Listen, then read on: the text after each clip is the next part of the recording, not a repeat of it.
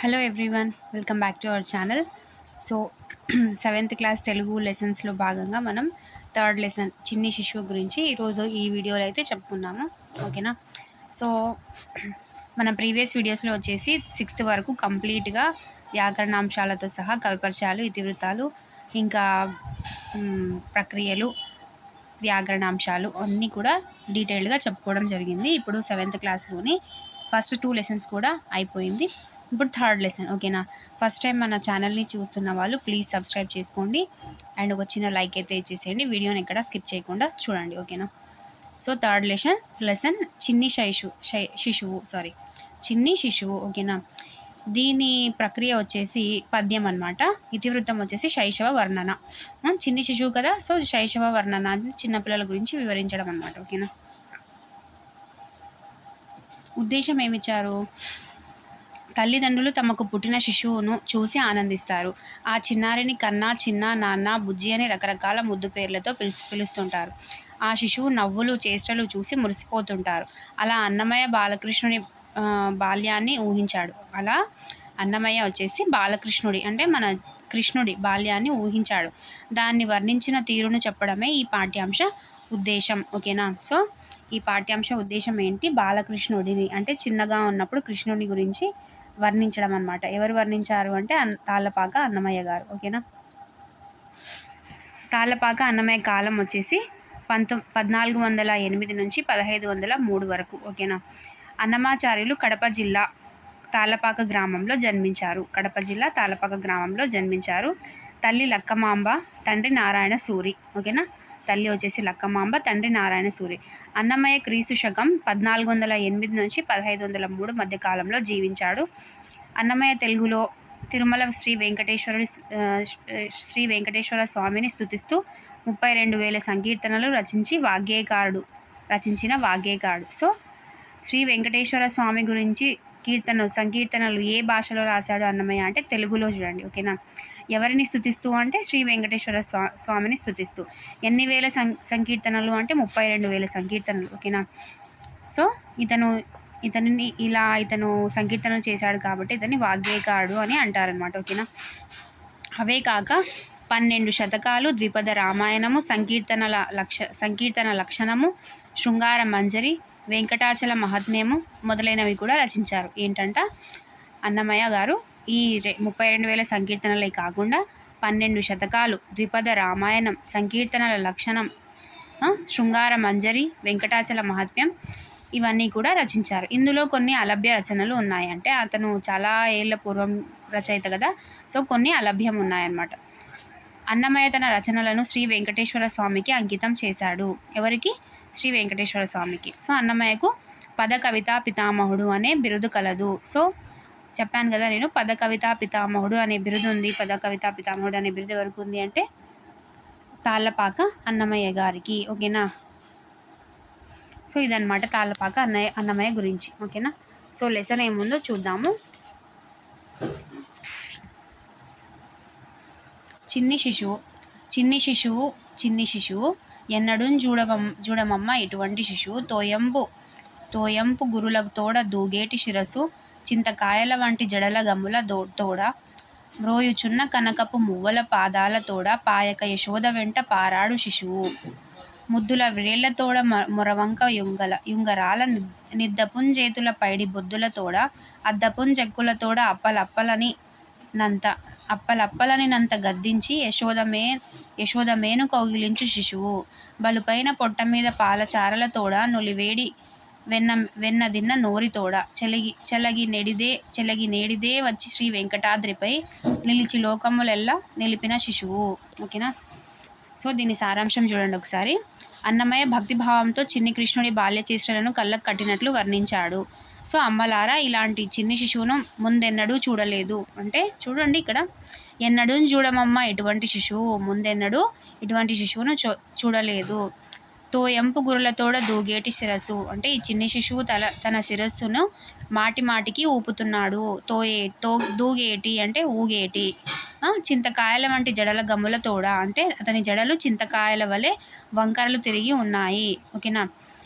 బ్రోయుచున్న కనకపు మువ్వల పాదాల తోడ అంటే తన లేత పాదాలకు ఉన్న బంగారం గజ్జెలకు ఉన్న మువ్వలు గల్లు గల్లుమని మ్రోగుతున్నాయి. ఓకేనా, అంటే రోయుచున్న కనకపు మువ్వల పాదాల తోడ. ఓకేనా, పాయక యశోద వెంట పారాడు శిశువు అంటే అలా ముద్దులొలికే శిశువు తల్లి యశోదను విడవకుండా అంటి పెట్టుకొని తిరుగుతున్నాడు. ఓకేనా, ముద్దుల వ్రేళ్ల తోడ మొరవంక యుంగరాల అంటే చిన్ని కృష్ణుడి మృదువైన చేతివేళ్ళు ముద్దస్తున్నాయి.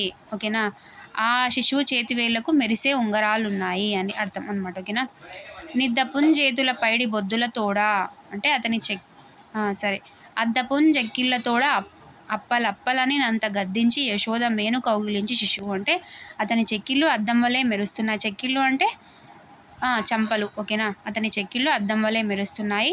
చిన్న తండ్రి అనగానే చిన్ని కృష్ణుడు ఆనందంతో అరుస్తూ కేరింతలు కొడుతున్నాడు.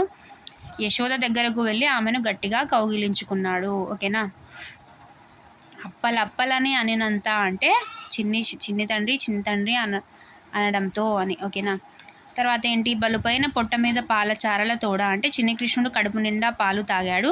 తన బొజ్జ మీద కట్టిన పాలచారలు కనిపిస్తున్నాయంట. ఓకేనా, నోటిలో నిలువెచ్చని వెన్న ఉంది. నిలువేడి వెన్న నిద్దిన్న నోరి తోడ అంటే నోటిలో నిలువెచ్చని వెన్న ఉంది. చలగి నేడిదే వచ్చి శ్రీ వెంకటాద్రిపై అంటే అలాంటి చిన్ని శిశువు నేడు వెంకటాచలంపై నిలిచి వెంకటేశ్వరునిగా దర్శనమిస్తున్నాడు. నిలిచి లోకములెల్లా నిలిపిన శిశువు ఈ లోకాలన్నింటినీ కాపాడుతున్నాడని అన్నమయ్య వివరించాడు. ఓకేనా, బాగా గుర్తుపెట్టుకోవాలి. ఒక లైన్ ఇచ్చి ఇది ఏ లెసన్లోది అంటాడు, తర్వాత దాని మీనింగ్ చెప్పమని ఆప్షన్స్ ఇస్తాడు. సో నేనైతే ప్రతి పాదం గురించి క్లియర్గా సారాంశం చెప్తూ ఎక్స్ప్లెయిన్ చేశాను. ఓకేనా, తర్వాత జో అచ్యుతానంద జోజో ముకుంద రావే పరమానంద రామ గోవింద జోజో పాలవారాశిలో పవళించినావు. బాలుగా మునులకు అభయం ఇచ్చినావు. మేలుగా వసుదేవు కుదయించినావు. బాలుడై ఉండి గోపాలుడైనావు. జోజో జోజో నందు నింటడు జేరి నయనము మీరంగా చంద్రవదనలు నీకు సేవ చేయంగా అందముగా వారిన్లా ఆడుచుండగా మందలకు దొంగ మా ముద్దురంగా జోజో జోజో. సో ఇది పాటలాగా పాడితే బాగుంటుంది, నేను చదివేశాను. ఓకేనా, నెక్స్ట్ వచ్చేసి సృజనాత్మకతలో క్వశ్చన్స్ ఇచ్చారు. ఓకేనా, నెక్స్ట్ భాషాంశాలు ఏమి ఇచ్చారు, గీత గీసిన పదాలకు అర్థాలు రాయమని ఇచ్చాడు. ఓకేనా, పైడి అంటే బంగారం, నవనీతం వెన్న, కురులు అంటే వెంట్రుకలు, శిశువు అంటే చిన్నపిల్లవాడు. ఓకేనా, శిరస్సు తల. ఓకేనా, శిశువు సంరక్షణ ముఖ్యం అంటే పిల్లలు, శిశువు అంటే పిల్లవాడు పిల్ల. ఓకేనా, క్రింది వాక్యాలతో సమానార్థక పదాలు అంటే పర్యాయ పదాలు. మేను దేహం, తనువు కాయం, బంగారం పుత్తడి స్వర్ణం. ఓకేనా, నెక్స్ట్ అద్దం వచ్చేసి దర్పణం, ముకురం చూడండి ముకురం. తండ్రి అయ్య నాన్న, కురులు శిరోజాలు కేశాలు. ఓకేనా, వెంట్రుకలు. సో ఇవన్నీ కూడా పర్యాయ పదాలు. నెక్స్ట్ ఏమి ఇచ్చారు, వికృతులను ఇచ్చాడు, ప్రకృతి వికృతులు. ఫలం పండు, వయసు నీరు, పయసు అంటే నీరు, పయసు అంటే నీరు. భృంగారం బంగారం, కృష్ణుడు కన్నడు, చేత గుర్తుపెట్టుకోవాలి.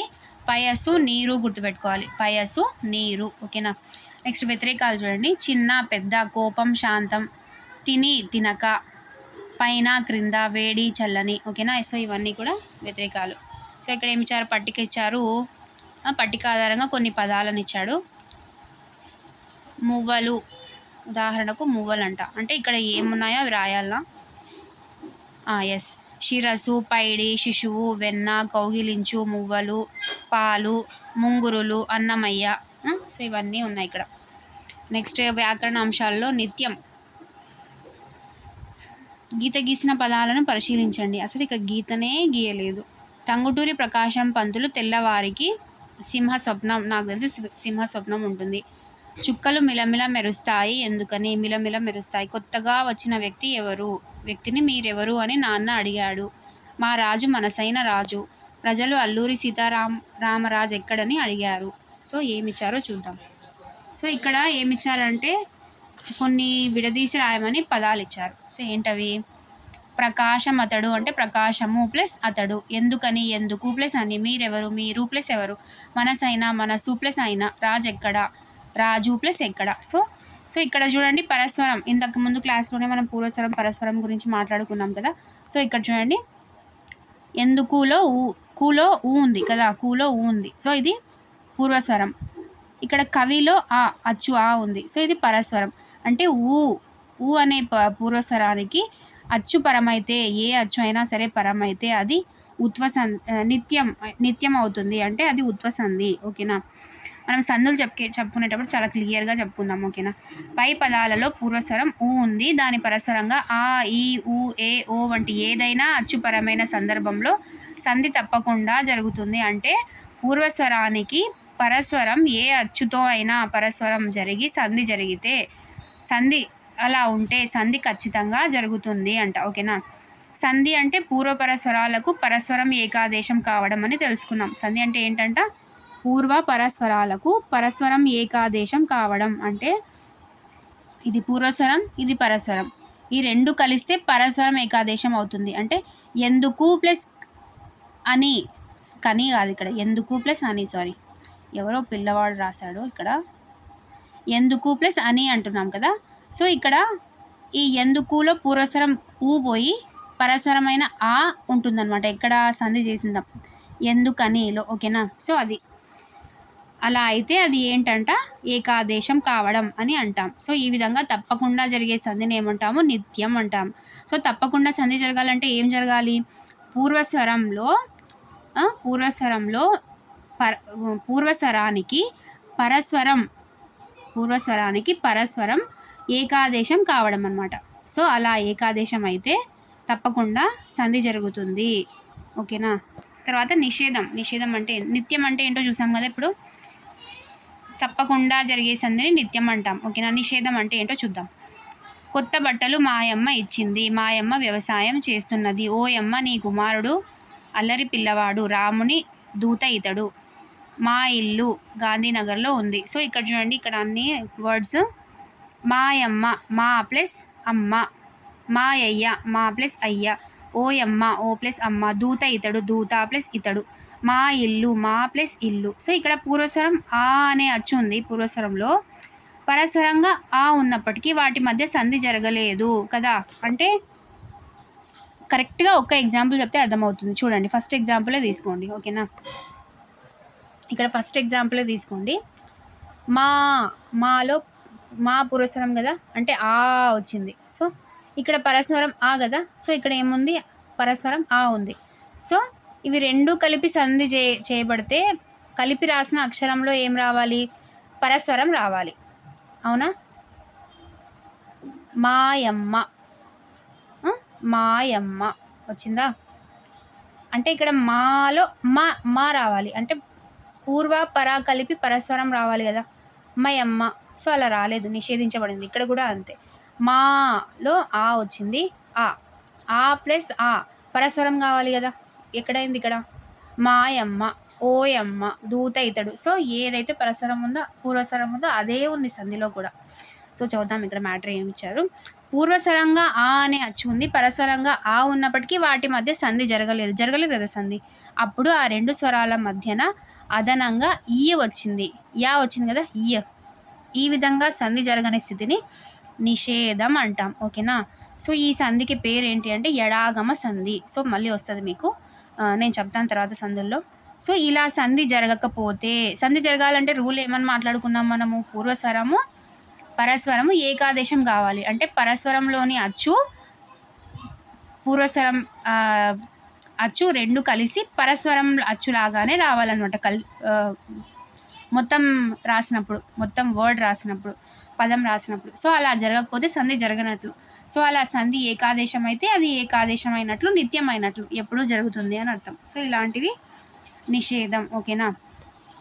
నెక్స్ట్ సంధి వైకల్పికం అంటే ఏంటి, ప్రతి ఒక్కరికి మంచి మనసైన మిత్రుడు ఉండాలి, మా మేనత్త చాలా మంచిది, గంపలతో పూలెత్తవలెను, హరి మీరు ఏమంటిరి.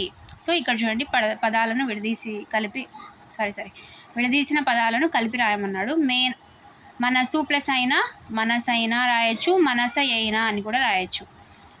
మేనా ప్లస్ అత్త, మేనత్త రాయొచ్చు, మేన ఎత్త రాయొచ్చు. పూలు ఎత్తి, పూలు ప్లస్ ఎత్తి, పూలెత్తి, పూలు ఎత్తి. ఏమి ప్లస్ అంటిరి, ఏమంటిరి లేదా ఏమి అంటిరి.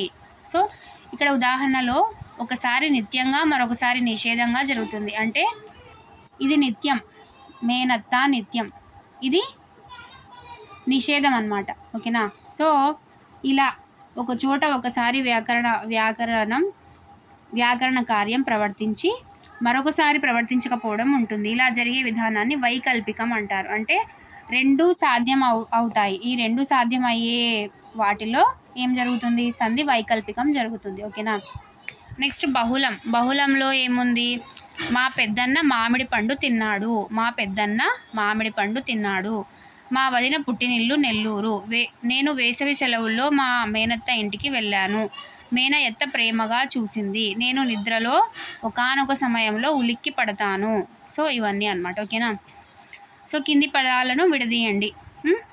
మనమున్నాము, మనము ప్లస్ ఉన్నాము, పెద్దన్న పెద్ద ప్లస్ అన్న, పుట్టినిల్లు పుట్టిన ప్లస్ ఇల్లు, మేనత్త మేనా ప్లస్ అత్త లేదా మేనయత్త. ఓకేనా.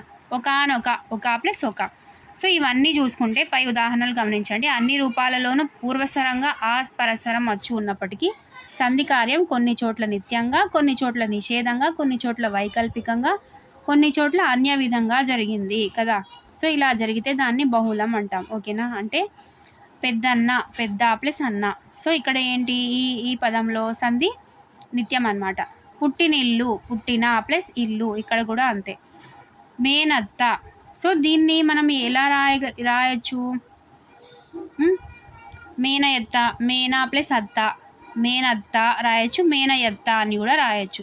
ఓకేనా. సో ఇలా జరిగే సందుల్ని ఏమంటాము, నిత్యంగా లేదా నిషేధంగా, వైకల్పికంగా, అన్య విధంగా. సో ఎలా ఇన్ని రకాలుగా జరిగితే దాన్ని బహుళం అంటాం. ఓకేనా. సో బహుళం అన్నమాట. ఓకేనా.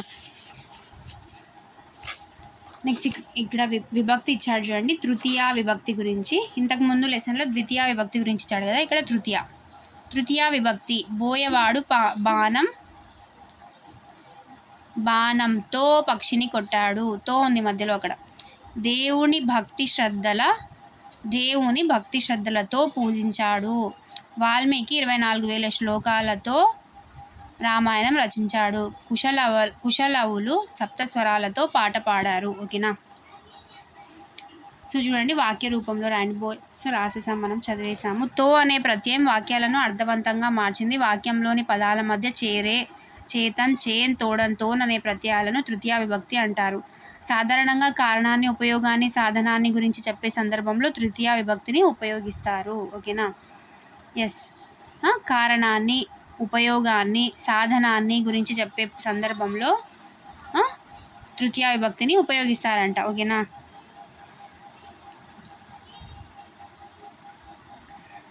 సో ఇదన్నమాట తృతీయ విభక్తి. నెక్స్ట్ సమాస పదాలను విగ్రహ వాక్యాలుగా రాయండి అన్నాడు. చిన్ని శిశువు, చిన్నదైన లేదా చిన్నవాడైన శిశువు. ఓకేనా. యశోద మేను, యశోద యొక్క మేను. వేషభూషణములు, వేషము మరియు భూషణము. పెద్ద పొట్ట, పెద్దది అయిన పొట్ట. చింతకాయలు, చింత యొక్క కాయలు. ఓకేనా. సో ఇది విగ్రహ వాక్యాలు. పదాలను విడదీయడం అంటే వెంకటాద్రి, వెంకట ప్లస్ అద్రి, వెంకటాద్రి. ఇదేంటి, ఇదేమవుతుంది,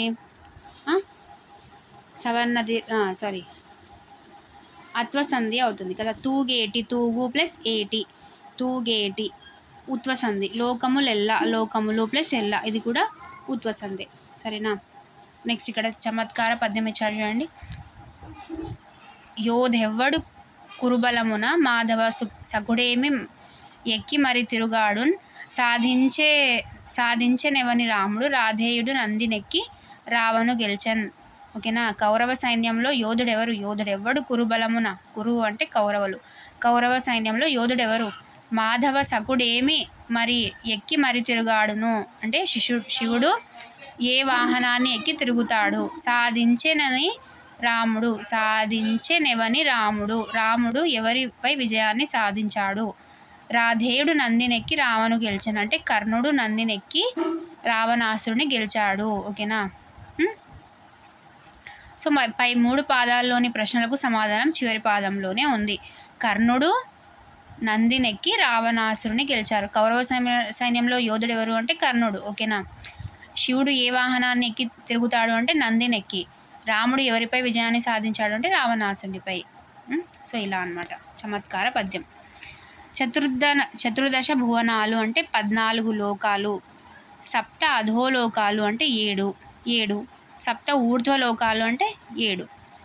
సో 14 లోకాల్లో సప్త అధోలోకాలు, సప్త ఊర్ధ్వలోకాలు ఇవన్నీ 7 ఉంటాయి. సప్త అధోలోకాలు వచ్చేసి అతలం, వితలం, సుతలం, తలాతలం, రసాతలం, మహాతలం, పాతాళం. గుర్తుపెట్టుకోవాలి. కానిది అయినది అని చెప్పేసి మనకు రకరకాల తలాలను ఇస్తాడనమాట. మనం కరెక్ట్ తలం ఏదో కనుక్కోవాలి. సప్త అధోలోకాలు. ఓకేనా. సో చూడండి, అతలం, వితలం, సుతలం, అతలం, వితలం, సుతలం, తలాతలం, రసాతలం, మహాతలం, పాతాళం ఇవి అధోలోకాలు. ఊర్ధ్వలోకాలు అంటే భూలోకం, భువర్లోకం, సువర్లోకం, మహర్లోకం, జనోలోకం, తపోలోకం, సత్యలోకం. సో ఈ ఊర్ధ్వలోకాలు అంటే భూమండలం అంటే భూమి పైన. అధోలోకాలు అంటే కింద అంటే భూమి కింద. అతలం, వితలం, సుతలం, తలాతలం, రసాతలం, మహాతలం, పాతాళం. ఊర్ధ్వలోకాలు భూలోకం, భువర్లోకం, సువర్లోకం, మహర్లోకం, జనోలోకం, తపోలోకం, సత్యలోకం. సో ఒక్కసారి అలా గుర్తుపెట్టుకోండి. ఓకేనా. నెక్స్ట్ వచ్చేసి వినండి, చదవండి, ఆనందించండి. దాంట్లో వచ్చేసి సత్యవ్రతం గురించి ఇచ్చాడు. నారాయణ నారాయణ అని ఉచ్చరిస్తుంటావు. ఎవరి నారాయణుడు, ఎక్కడ ఉంటాడు, అతని గుణాలు ఏమిటి, ఏం చేయగలడు వాడు అని హిరణ్యకశ్యపుడు తన పుత్రుణ్ణి అడిగాడు. అంటే హిరణ్యకశ్యపుడు తన పుత్రుని అంటున్నాడు, నారాయణ నారాయణ అని ఎప్పుడు స్తుతిస్తుంటావు కదా, ఎవరా నారాయణ, ఏం చేయగలుగుతాడు వాడు అని అంటాడు.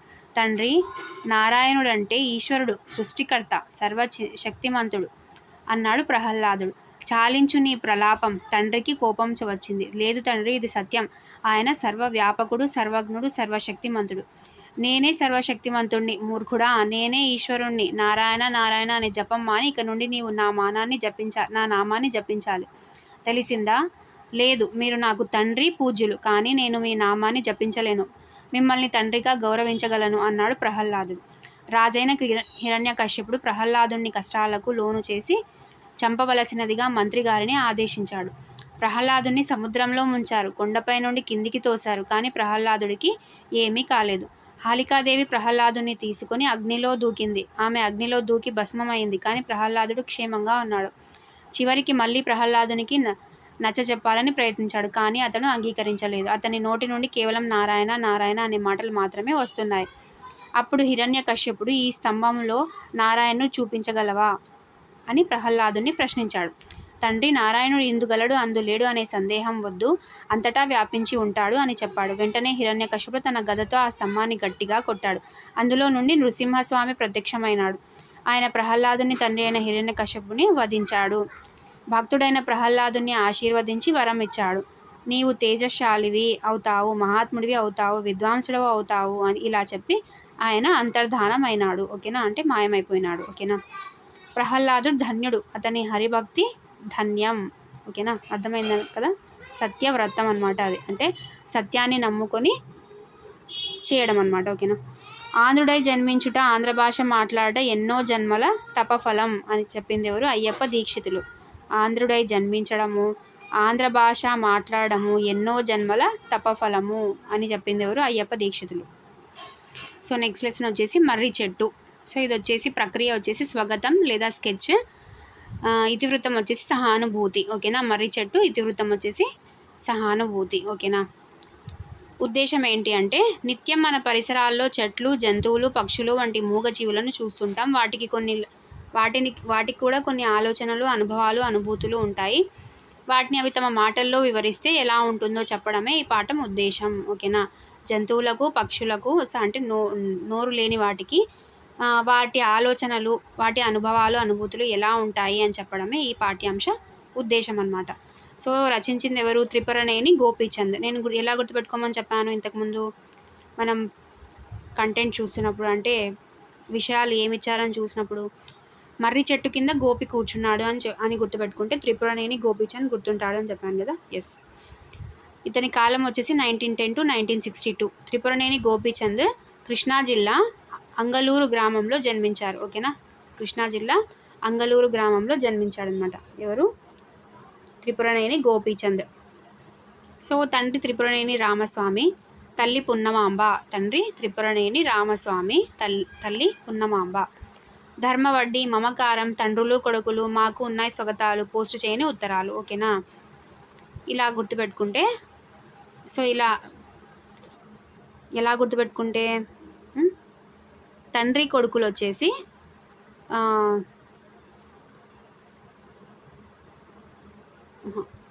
కొడుకు వచ్చేసి తండ్రి దగ్గర ధర్మ వడ్డీ తీసుకున్నాడు, అంటే వడ్డీకి డబ్బులు తీసుకున్నాడు కొడుకు. తండ్రి మమకారంతో కొడుకుకి ధర్మ వడ్డీ ఇచ్చేసాడు అనమాట, అంటే డబ్బులు ఇచ్చేశాడు. ఆ కొడుకు వచ్చేసి ఇవ్వకుండా పోస్ట్ చేయని ఉత్తరాలు, అంటే నేను ఇవ్వలేను అని ఉత్తరాలు రాస్తూ ఉన్నాడు అనమాట. పోస్ట్ చేయని ఉత్తరాలు రాస్తూ ఉన్నాడు. ఓకేనా, ఇప్పుడు ఇంకా తండ్రి కోపం వచ్చేసి, మాకు ఉన్నాయి స్వగతాలు, మేము కూడా చాలా కష్టపడి ఈ డబ్బు సంపాదించాము, నీకు అనవసరంగా ఇచ్చాము అని చెప్పేసి కొడుకు గురించి బాధపడుతున్నాడు అనమాట. సో అలా గుర్తుపెట్టుకోండి. తండ్రి మమకారంతో, కొడుకు మీద మమకారంతో ధర్మ వడ్డీ అంటే డబ్బులు ఇచ్చాడు.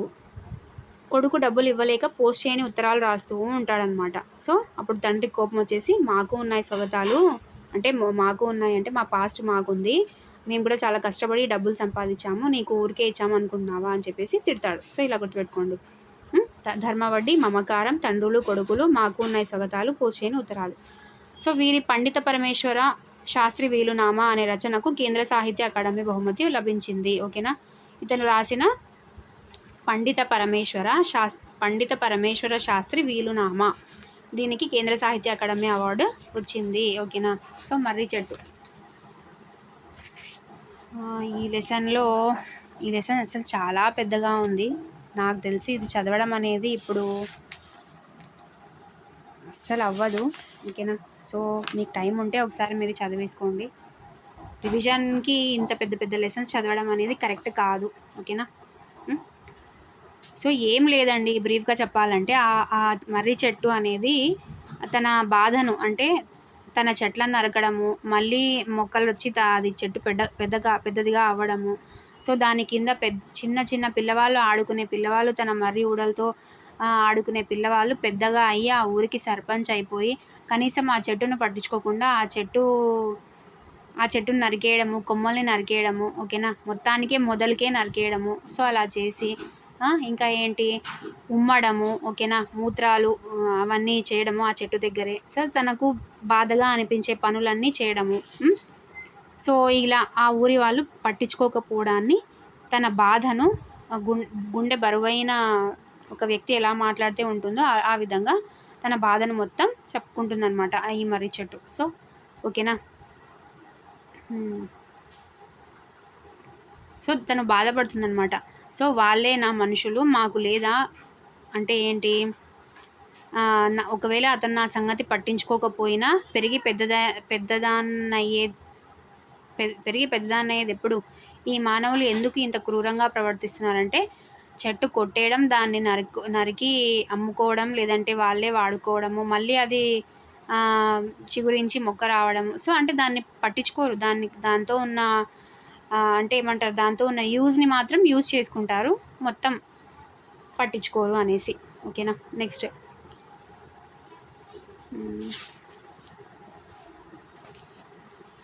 స్వామి వివేకానంద అమెరికా. సో చూద్దాం ఏంటో ఇక్కడ. స్వామి వివేకానంద అమెరికా, బ్రిటన్ వంటి సంపన్న దేశాలను దర్శించారు. భారతదేశానికి తిరిగి ప్రయాణమైనప్పుడు అక్కడి పత్రికా విలేకరులు, మీ మాతృభూమి పట్ల మీ అభిప్రాయం ఏమిటి అని ప్రశ్నించారు. దానికి సమాధానంగా, భారతదేశాన్ని లోగడ ప్రేమించాను, కానీ ఇప్పుడు భారత భూమిలోని ప్రతి ధూళికణం నాకు అత్యంత పవిత్రం, అది నాకు ఒక తీర్థస్థానం అని సగర్వంగా చెబుతారు. ఈ విధంగా కనిపించిన తల్లి మీద ఎలాంటి మాతృభావన ఉంటుందో, మనకు జన్మభూమి అయిన భారతదేశం మీద కూడా అలాంటి మాతృభావన కలిగి ఉండాలనే ఉద్దేశాన్ని ప్రకటించారు. ఓకేనా, సో ఇదన్నమాట. వివేకానందుని పరాయి దేశంలో పత్రికా విలేకరులు ఏమని ప్రశ్నించారు, మీ మాతృభూమి పట్ల మీ అభిప్రాయం ఏమిటి అని ప్రశ్నించారు. విలేకరుల ప్రశ్నకు వివేకానందుడు ఏమని సమాధానం ఇచ్చాడు అంటే, భారతదేశాన్ని లోగడ ప్రేమించాను అంటే లోతుగా ప్రేమించాను. కానీ ఇప్పుడు భారత భూమిలోని ప్రతి ధూళికణం నాకు అత్యంత పవిత్రం. అది నాకు ఒక తీర్థస్థానం అని చెప్తాడనమాట. మాతృభావన ఎవరి ఎడల కలిగి ఉండాలని ప్రకటించారు అంటే, మాతృభావన అనేది మన మాతృభూమి పట్ల కూడా, జన్మభూమి పట్ల కూడా కలిగి ఉండాలి. అంటే మన తల్లి ఎంత గొప్పగా మనం ప్రేమిస్తామో, మన జన్మభూమిని భారతదేశాన్ని కూడా అలాగే ప్రేమించాలి అని చెప్తాడు. శీర్షిక ఏమని అంటే తల్లి భూమి లేదా మాతృభూమి అని పెట్టొచ్చు. ఓకేనా. నెక్స్ట్ సృజనాత్మకత కింద ప్రశ్నలు ఇచ్చాడు. నెక్స్ట్ ఏమి ఇచ్చాడు, భాషాంశాల కింద అర్థాలు ఇచ్చాడు. ఓకేనా. ఏంటో చూద్దాం. విస్తుపోవు అంటే ఆశ్చర్యపోవు, ఆశ్చర్యపడు. విస్తుపోవడం అంటే ఆశ్చర్యపోవు. జంతువులు అంటే పక్షులు వంటి ప్రాణుల ఎడల నిర్దాక్షిణ్యంగా ప్రవర్తించరాదు అంటే నిర్దాక్షిణ్యం అంటే పట్టించుకొనకపోవడం. ఓకేనా. పెళ్ళగించు, పెకిలించు. పెళ్ళగించు అంటే పెకిలించు. సత్తువ శక్తి. ఇదమిద్దం ఖచ్చితంగా. ఓకేనా. ఇదమిద్దం అంటే ఖచ్చితంగా. గ్రహించండి. నెపం. నెపం అంటే మిష, కారణం, వంక. పర్యాయ పదాలు చూడండి. మిష, కారణం, వంక. నెపం అంటే. ఆశ్రయం అంటే ఊతం, ఆధారం. ఆపేక్ష అంటే కోరిక, వాంఛ, కాంక్ష. ప్రకృతి వికృతులు చూడండి. హృదయము అంటే యద, నిభ, నెపము. సత్వము, సత్తువ. పట్టణము, పతనము. ఓకేనా. పట్టణము, పతనము. ఓకేనా. సో ఇవి ప్రకృతి వికృతులు. నెక్స్ట్ సొంత వాక్యాల ప్రయోగం అన్నాడు. ఓకేనా.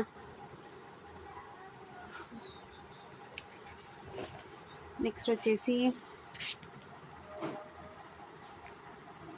కింది పదాలను ఏ అర్థంలో సందర్భంలో ఉపయోగిస్తున్నారో తెలుసుకోమని చెప్తున్నాడు. కాలక్షేపం, సమయాన్ని వృధాగా గడపడం. ఓకేనా. హృదయ నివిదారకం అంటే హృదయాన్ని కలిచివేసే సంఘటన. గుండెలు అలసిపోయేటట్లు అంటే బాగా ఏడ్చడం అనమాట, లేదంటే ఏదో దానికి బాధపడడం అనమాట. గుండెలు అలసిపోయేటట్టు. ముక్కు మీద వేలేసుకొను అంటే అందరూ నిశ్శబ్దంగా ఉండడము. ఓకేనా. తన మాటలకు అందరూ ముక్కు మీద వేలేసుకున్నారంటే ఎవరు ఏమి మాట్లాడలేకపోయారు అని. ఓకేనా.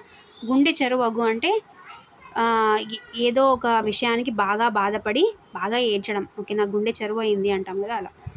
హృదయం ముక్కలవ్వడం, ఇది కూడా అంతే. ఏదైనా విషయానికి బాధపడి హృదయం పగిలిపోయింది, ముక్కలైపోయింది అంటారు కదా అలా. పొట్టన పెట్టుకొను అంటే ఏమంటారు, ఎవరి వల్లనో ఒక మనిషి ప్రాణం పోయిందనుకో, నువ్వు నా సరే ఫలానా వారిని పొట్ట పెట్టుకున్నావు అంటాం కదా. సో అలాగా అంటే ఒకరిని చంపే అంత. ఓకేనా. పొట్టన పెట్టుకోవడం అంటే. ఓకేనా. సో కింది వాక్యాలు చదవండి అన్నారు. వాక్యాంశాలు వ్యాకరణాంశాల్లో రామాయణాన్ని. సో సందులేవి. రామాయణము ప్లస్ ని, రామాయణము ప్లస్ ని, రామాయణాన్ని. భారతాన్ని, భారతము ప్లస్ ని. కల్పవృక్షాన్ని, కల్పవృక్షము ప్లస్ ని. హరివంశము, హరివంశాన్ని, హరివంశము ప్లస్ ని. భాగవతాన్ని, భాగవతము ప్లస్ ని. సో ఉదాహరణలో వాక్యాల్లో క్రియకు ముందు ఎవరిని, దేనిని, వేనిని అని ప్రశ్నిస్తే వచ్చే సమాధానం కర్మ. ఓకేనా. క్రియకు ప్రశ్న వేస్తే వచ్చేది కర్త. ఓకేనా. ఇక్కడ ఏంటి, ఎవరికి, ఎవరిని, దేన్ని అని ప్రశ్నిస్తే కర్మ వస్తుంది అనమాట ఆన్సర్. సో అలాంటి పదాలకు చివర ద్వితీయ విభక్తి ప్రత్యయమైన నేను చేరడాన్ని గమనించవచ్చు. ఓకేనా. సో ఇవి కర్మ. ఓకేనా. సకర్మక పదాలు, వాక్యాలు. సారీ. నెక్స్ట్ సకర్మకం, అకర్మకం అంటే ఏంటో. సో అది చెప్తున్నారు అంటే నెక్స్ట్ ఇది చెప్పడానికే కదా. సకర్మకం, అకర్మకం. కింది వాక్యాలు చూడండి. కౌసల్య రాముణ్ణి చూసి సంతోషించింది. సుమిత్ర లక్ష్మణుని ఆశీర్వదించింది. నెక్స్ట్ వచ్చేసి కైకేయి భరతుని రాజుగా చూడదలచింది. శత్రుఘ్నుడు శత్రువులను జయించగలిగాడు.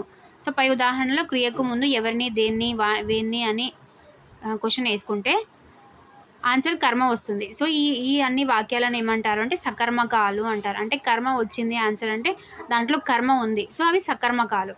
సో కింది వాక్యాలు చదవండి. దశరథుడు మరణించాడు. జటాయువు నేల కూలాడు. సూర్యుడు ఉదయిస్తున్నాడు. సంపాతి ఎగురుతున్నాడు. సో ఈ వాక్యాలలో పై ఉదాహరణలో క్రియకు ముందు దేనిని, వేనిని, ఎవరిని అనే పదాన్ని ఉంచినప్పుడు ఎలాంటి సమాధానం రావడం లేదు. ఓకేనా. సో దేన్ని, దశరథుడు మరణించాడంటే దేన్ని అంటే ఏం ఆన్సర్ వస్తుంది, రాదు కదా. సో అది అకర్మక. వేనిని అంటే కూడా ఆన్సర్ రాదు కదా. సో అది అకర్మకనే. సో ఆన్సర్ రాలేదు కర్మ అంటే అవన్నీ అకర్మకాలు. సో అదనమాట. ఈత్వసంధి కొండపల్లి విహారయాత్రకు వెళ్ళి ఏమేమి బొమ్మలు కొన్నాడు, ఏమంటివి మంచిని పంచమంటివా. వసతి గృహ విద్యార్థులు సంక్రాంతికింటికి వెళ్ళాలని అనుకుంటున్నారు. మంచి నెంచువారు మానవులే. మంచి కొంచెం చేసిన పదింతలు ఫలితాన్ని ఇస్తుంది. సిరిగల వానికి ఎడల చేసిన మేలు నిష్ఫలం బగును. ఓకేనా. సో ఏమేమి అంటే ఏమి ప్లస్ ఏమి, ఏమంటివి ఏమి ప్లస్ అంటివి, సంక్రాంతికి ప్లస్ ఇంటికి, మంచి నెంచు మంచిని ప్లస్ ఎంచు, పదింతలు 10 ప్లస్ ఇంతలు, వానికి ఎయ్యడల వానికి ప్లస్ ఈ ఎడల. సో చూడండి ఏమేమి సంక్రాంతికి ఇంటికి. సో ఇవన్నీ కూడా సందుల్లాగా విడదీస్తే పూర్వస్వరం ఈ కారం వస్తుంది. ఓకేనా. సో దీన్ని ఇకార సంధి అంటాం. మనం ప్రీవియస్గా కూడా చెప్పేసుకున్నాం కదా. సో నెక్స్ట్ ఇక్కడ పూర్వస్వరాన్ని గమనించండి అంటున్నారు. అమ్మగారింట్లో అంటే అమ్మగారు ప్లస్ ఇంట్లో, అమ్మగారి ప్లస్ ఇంట్లో, ఇక్కడ కూడా ఈ పూర్వస్వరం. అత్తగారి ప్లస్ ఇంట్లో, చేతికందెడు చేతికి ప్లస్ అందెడు, చిన్నదైనా చిన్నది ప్లస్ అయినా, లేనిదంటూ లేనిది ప్లస్ అంటూ. సో అన్నీ కూడా పూర్వస్వరాలు ఈ వచ్చింది. సో ఇది ఇకారం అనమాట. ఓకేనా. ఇకార సంధి. నెక్స్ట్ నేను చెరువు గట్టునే పుట్టాను, అకర్మక సంధి. కర్మ లేదు ఇక్కడ. ఓకేనా. నేను దగ్గరలో ఉన్న ఆకులతో ఆమెను కప్పడానికి ప్రయత్నించాను, సకర్మకం. పక్షి కేరుమని అరిచింది, అకర్మకం. పిట్టలు కొట్టేవాడు పక్షి కడుపున పొడిచాడు, సకర్మకం. ఎక్కడ పొడిచాడు అంటే కడుపున. ఓకేనా. మర్రి చెట్టు పాలు కాయలు ఎన్నో జబ్బులను నయం చేస్తవి. సో అది కూడా సకర్మకమే. కర్మ ఉంది కదా. దేన్ని నయం చేస్తుంది అంటే ఎన్నో జబ్బులను. ఓకేనా. మరునాడే వడ్రంగులను వెంట పెట్టుకొని వచ్చాడు, ఎవరిని అంటే వడ్రంగులను, సకర్మకం. సో కర్మ ఉంటే సకర్మకం, లేకుంటే అకర్మకం. ఓకేనా. నెక్స్ట్ వచ్చేసి నెక్స్ట్ ఇక్కడ చూడండి, సకర్మక అకర్మక ఇంకా కొన్ని ఇచ్చారు, వాక్యాలు రాయమని. సుభాషితం ఒక పద్యం ఇచ్చాడు. మేలైనను గీడైనను శీలవతి మనుజుడెద్ది సేయు బరులుకన్ వాళ్ళ ఎంబుగల నదిఫల కాలమ్మున గడుచు వేరు గలుగదా చెప్పుమా. ఓకేనా. ఓ సదాచార సంపన్నులారా, మానవుడు ఇంకొకరికి మేలు చేసినా కీడు చేసినా దానికి సంబంధించిన ఫలితాన్ని అనుభవించి తీరుతాడు. అంటే మంచి చేస్తే మంచి అనుభవిస్తాడు, చెడు చేస్తే చెడు అనుభవిస్తాడు. ఫలితం అనుభవించడంలో ఇంకో విధంగా జరగదు. ఓకేనా. అది ఖచ్చితంగా అయితే ఫలితం అనుభవిస్తాడు అని అర్థం. నెక్స్ట్ వచ్చేసి ఆచరించి చూపాలి. ఆచరించి చూపాలి. ఏం ఆచరించాలో చూద్దాం. ఒకసారి రామకృష్ణ పరమహంస ఇక్కడ ఏం లేదు. ఈ స్టోరీ ఏంటంటే ఒక పిల్లవాడు వచ్చేసి రామకృష్ణ పరమహంస దగ్గరికి ఒక పిల్లవాడు తన అమ్మ ఇద్దరు కలిసి రామకృష్ణ పరమహంస దగ్గరికి వస్తాడు. స్వామి, మా అబ్బాయి ఎంత చెప్పినా వినిపించుకోకుండా పదే తీపి తింటున్నాడు, ఆ అలవాటుని ఎలాగైనా మాన్పించండి, అంటే స్వీట్ బాగా తింటున్నాడు, మాన్పించండి అని చెప్తే రామకృష్ణుడు ఒక వారం రోజుల తర్వాత మీ అబ్బాయిని తిరిగి నా వద్దకు తీసుకురా అంటాడు. ఎందుకు ఆ వారం రోజులు అంటే ఫస్ట్ ఈ రామకృష్ణ పరమహంసకే స్వీట్ తినడం అలవాటు ఉంటుంది. ఆ అబ్బాయికి మరి ఎలా వద్దు అని చెప్పాలి. సో ఫస్ట్ తను అలవాటు చేసుకొని తీపి మానేయడం అనేది అలవాటు చేసుకొని తర్వాత చెప్దామనేసి ఆ తల్లిని బాబుని ఇద్దరిని పంపిస్తాడనమాట. సో మళ్ళీ వారం తర్వాత వస్తారు. అప్పుడు చెప్తాడనమాట, బాబు తీపి తినవద్దు అని చెప్తాడనమాట. ఓకేనా. దానితో ఆ తల ఊపి తినడం మానేస్తాడనమాట ఆ బాలుడు. ఆ తల్లి ఎంతగానో సంతోషించి రామకృష్ణ పరమహంసను కలవడానికి ఆశ్రమానికి వెళ్ళింది. స్వామి, మా అబ్బాయి మీరు చెప్పగానే తీపి తినడం మానేశాడు, చాలా సంతోషంగా ఉంది, కానీ ఇలా చేయడానికి 2 వారాల సమయం ఎందుకు తీసుకున్నారో నాకు అర్థం కాలేదు అంటే రామకృష్ణ పరమహంస అంటాడనమాట, అమ్మ మీరు నా దగ్గరికి మొదటిసారి వచ్చినప్పుడు తీపి అతిగా తినే అలవాటు నాకు ఉంది. నేను తినడం మానేసినప్పుడు మీ అబ్బాయికి తీపి తినకూడదు అని చెప్పే అర్హత నాకు లేదు కదా. సో ఫస్ట్ నేను ఆ అలవాటును మానుకోవడానికి నాకు 2 వారాల సమయం పట్టింది. సో అందుకే అలా చెప్పాను. తమ చెడు అలవాట్లు మానుకోవాలని చెప్పే ముందు మనం సక్రమంగా ఉండాలి కదా. మనం ఆచరించకుండానే ఇతరులకు చెప్పే అర్హత మనకు లేదు. చెప్పి చేయడం కన్నా చేసి చెప్పడం మేలు, చేసి చెప్పడం మేలు అని వివరణ ఇచ్చాడు. సో ఈ లెసన్ పేరేంటి? ఆచరించి చూపాలి. ఓకేనా. సో సుబ్రహ్మణ్య భారతి ఏమంటున్నాడు? వెన్నెలలో పడవ ప్రయాణం చేస్తూ వికసించిన మల్లెపూలను ఆఘ్రానిస్తే ఆఘ్రాన్రిస్తే కలిగే అనుభూతి తెలుగు భాష వింటున్నప్పుడు కలుగుతుంది. అక్కడ ఆఘ్రానిస్తేనే అంటేనే వాసన చూస్తే. ఓకేనా. వెన్నెల్లో పడవ ప్రయాణం చేస్తూ వికసించిన మల్లెపూలను ఆఘ్రానిస్తే వచ్చే అనుభూతి తెలుగు భాష వింటున్నప్పుడు వస్తుంది అని చెప్తున్నాడు అనమాట. ఎవరు? సుబ్రహ్మణ్య భారతి. సో ఇదన్నమాట థర్డ్ అండ్ ఫోర్త్ లెసన్స్ కంప్లీట్గా. మర్రి చెట్టు అనే పాఠం మీకు టైం ఉంటే చదవండి, లేదంటే వదిలేసేయండి, నో నీడ్. ఓకేనా. సో దానికి ఉన్న కవిపరిచయాలు, గ్రామర్ పార్ట్, వ్యాకరణ అంశాలు అన్నీ తెలుసుకున్నారు కదా. సో ఇంకా ఏం ప్రాబ్లం లేదు. సో ఇంకా మన ఛానల్ని ఎవరైతే సబ్స్క్రైబ్ చేసుకోలేదో ప్లీజ్ సబ్స్క్రైబ్ చేసుకోండి, లైక్ చేసేసేయండి, యూస్ఫుల్ వీడియో అనిపిస్తే షేర్ చేసేయండి, అండ్ మీ ఫీడ్బ్యాక్ని కంపల్సరీగా కామెంట్ రూపంలో తెలియజేయండి. ఓకేనా. Thank you for watching.